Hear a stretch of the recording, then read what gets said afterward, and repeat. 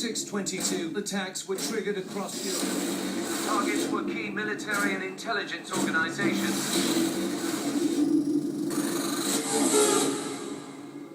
The symbols you have always looked to for strength are smoldering and grown. This is what your greed has brought you. Hunting Makarov is like hunting a shadow. We need a shadow of our own. The life you knew before is gone. Today, we fight to bring it back.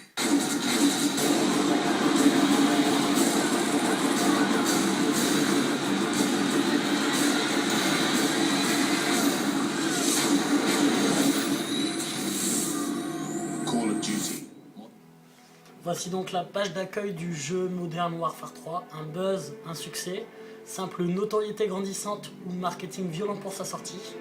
Pour savoir ça, allons voir notre public, pour savoir si eux connaissent la date exacte de sa sortie. En octobre, je crois. Non, pas du tout. Oui, c'était en novembre, je crois. Je sais pas, cette année, certainement. Je sais pas, vers le mois d'octobre. Le jeu Modern Warfare 3 se présente sous 3 formes différentes. Il contient Opération Spéciale qui permet de jouer avec un ami avec 2 manettes. Il permet aussi de faire un mode histoire appelé campagne. Il permet surtout de jouer en ligne avec des joueurs du monde entier. C'est principalement ce mode-ci qui a fait un buzz. Plus on joue, plus on gagne d'expérience et que cette expérience sert à débloquer justement des armes qui, elles, sont de plus en plus fortes. Ceci va du fusil d'assaut à la mitraillette en passant par le fusil à pompe. Et aussi on peut faire progresser son personnage. Le gain d'XP rend donc le joueur accro à ce jeu et il permet donc d'y passer des heures. Ce n'est pas la première fois que l'on voit ça sur les jeux Call of Duty, les précédents le proposaient aussi. Notre public est-il capable de nous dire le nom des précédents jeux Call of Duty? Non, je pense pas. Si c'est autour un peu de Call of Duty, il doit y en avoir certains, oui. Non.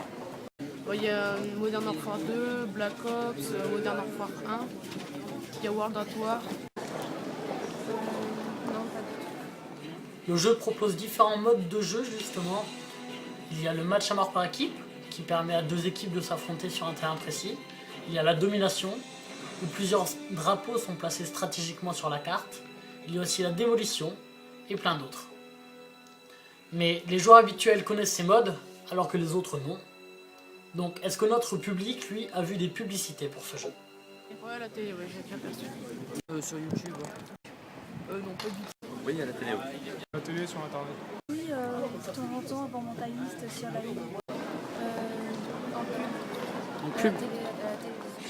Dans une carte mettant en scène en ruine une ville, on peut ainsi s'affronter.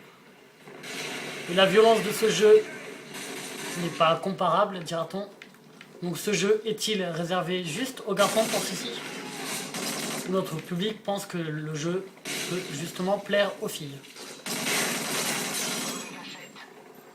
Je pense aux garçons et aux filles, ouais. Non, il y a des filles qui peuvent jouer là. Enfin, les filles jouent dans le jeu avec. Non, il peut toucher un grand nombre de personnes. Ah non, il y a des filles comme ça qui doivent pouvoir jouer aussi. Hein. Non, c'est les filles et les garçons peuvent y jouer. Le jeu rend donc vite accro, mais est-il concevable donc de passer plus de 4 heures sur un jeu vidéo? Votre public pourrait-il lui aussi passer ses journées entières sur un jeu vidéo? Nous allons savoir en leur posant la question. Non, je pense pas. Je pense, oui, ça doit exister, oui. Oui, une fois qu'on est dedans, on a du mal à décrocher. Je pense que c'est un peu dangereux quand même. On peut apercevoir des millions de vidéos de joueurs mises en ligne.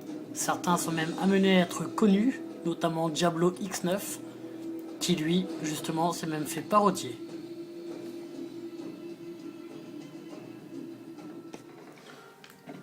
Le jeu n'a donc pas utilisé seulement sa notoriété pour pouvoir atteindre le milliard de dollars en moins de 17 jours. Il a aussi utilisé un marketing assez puissant en faisant des pubs assez fortes et en s'intéressant aussi à une clientèle autre. Grâce à des décors stupéfiants, réalisés trait pour trait, le jeu plaît et s'en fait un succès.